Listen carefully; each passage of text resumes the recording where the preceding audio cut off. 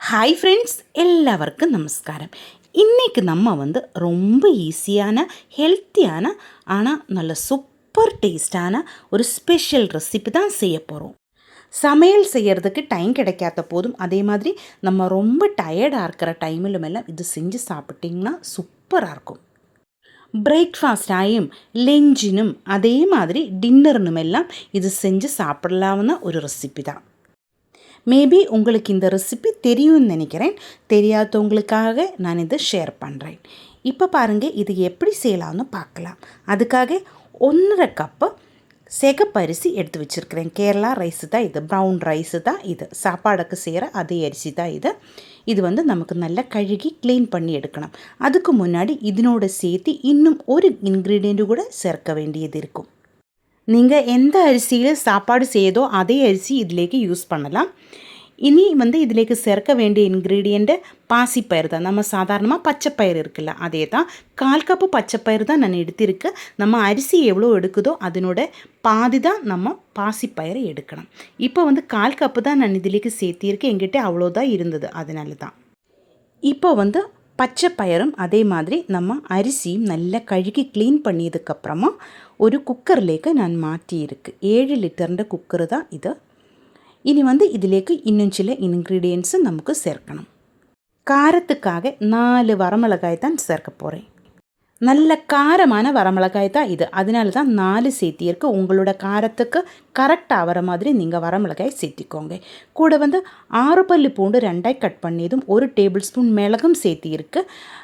அதே மாதிரி 10 சின்ன வெங்காயம் 2ஆக கட் பண்ணியதும் நான் இதிலேக்கு சேர்த்தியிருக்கு. உங்களுக்கு பிடிச்சிருந்தால் இதிலேக்கு 1 டீஸ்பூன் சீரகம் சேர்க்கலாம். அதே மாதிரி 1 டீஸ்பூன் வெந்தயம் சேர்க்கலாம். நான் இதிலேக்கு வெந்தயവും சீரகവും சேர்க்கறதில்ல. இதில் எனக்கு அதனோட டேஸ்ட்டு பிடிக்கல. ஆனால் இந்த மாதிரி செய்யும்போது அது சேர்த்திருந்தால் நல்ல டேஸ்ட்டாக இருக்கும். அதே மாதிரி 1 கப்பு தேங்காய் துருவனது இதிலேக்கு சேர்த்திருந்தாலும் நல்ல டேஸ்ட்டாக இருக்கும். இப்போ நான் தண்ணி ஊற்றியிருக்க குக்கருண்டே 3/4 போர்ஷன் வரைக்கும் தான் நம்ம தண்ணி ஊற்றணும். அதுக்கு மேலே ஊற்றக்கூடாது. விசில் வரும்போது அந்த தண்ணியெல்லாம் வெளியில் வரும். அதனால் இவ்வளோ மட்டும்தான் நம்ம தண்ணி ஊற்றணும். நீங்கள் யூஸ் பண்ணுற அரிசியை பொறுத்து தான் நம்ம விசில் வைக்கணும். இந்த கேரளா ரைஸை எப்போவுமே கொஞ்சம் வேகிறதுக்கு டைம் எடுக்கும். அதனால் நான் 6 விசில் தான் இதை ரெடி ஆக்கி எடுத்திருக்கு. நம்ம சாதாரணமாக தமிழ்நாட்டு யூஸ் பண்ணுற ரைஸாக இருந்தால் இவ்வளோ நமக்கு விசில் வைக்க தேவை இருக்காது. அது சீக்கிரம் வெந்து வரும். இது கொஞ்சம் டைம் எடுத்தது.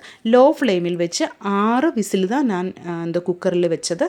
இப்போ இது கரெக்டாக வெந்து வந்துடுச்சு. இன்னும் கொஞ்சம் கூட வெந்திருந்தாலும் நல்லாயிருக்கும். ஆனால் நான் இப்போ ஆஃப் பண்ணியிருக்கேன். இது கரெக்டாக இருக்கும். இதிலேக்கு கொஞ்சம் தேங்காய் பால் ஊற்றி சாப்பிட்றதுனாலும் சூப்பர் டேஸ்ட்டாக இருக்கும். வேறு எந்த குழம்போ சைட் டிஷ்ஷோ ஒன்றும் தேவை இருக்காது. நான் இப்போது கேரளாவிலேருந்து நைட்டு தான் வந்தது. அதனால் எனக்கு வேறு சமையல் செய்கிறதுக்கு டைம் இல்லை. அதனால் இது மட்டும்தான் நான் சாப்பிட்றது. சைட் டிஷ் ஆகிட்டு புளி ஊறுகாய் தான் நான் இதிலேக்கு சாப்பிட போகிறேன். புளி ஊறுகாயோட ரெசிபி நம்ம சேனலில் அப்லோட் பண்ணியிருக்கேன். அதனோட லிங்க் இந்த வீடியோட கீழே டிஸ்கிரிப்ஷனில் நான் கொடுக்குறேன். தேங்காய் பால் ஊற்றுறதுக்கு எனக்கு டைம் இல்லை. அதே மாதிரி நல்ல பசியுமா இருக்கும். அதனால் நான் சாப்பிட்றதில்ல. கொஞ்சம் உப்பு மட்டும்தான் சேர்த்திருக்கு. இதே போதும், சூப்பராக இருக்கும். நீங்கள் செய்யும்போது இதிலேக்கு தேங்காய் பால் ஊற்றி சாப்பிட்ருந்தா நல்லா டேஸ்ட்டாக இருக்கும். கண்டிப்பாக நீங்கள் ட்ரை பண்ணி பாருங்கள். இந்த வீடியோ உங்களுக்கு பிடிச்சிருந்தால் சேனல் சப்ஸ்கிரைப் பண்ணுங்கள், லைக் பண்ணுங்கள். கேரளா ரெசிபிஸ் பிடிக்கிற உங்கள் ஃப்ரெண்ட்ஸுக்கு எல்லாம் நீங்கள் இந்த வீடியோ ஷேர் பண்ணி கொடுங்க. ஹைப் ஆப்ஷன் ப்ரெஸ் பண்ணி என்னை கொஞ்சம் சப்போர்ட் பண்ணி கொடுங்க. உங்களுடைய ஃபீட்பேக்கு கண்டிப்பாக நீங்கள் கமெண்ட்டில் எழுதி போடுங்க. தேங்க்யூ.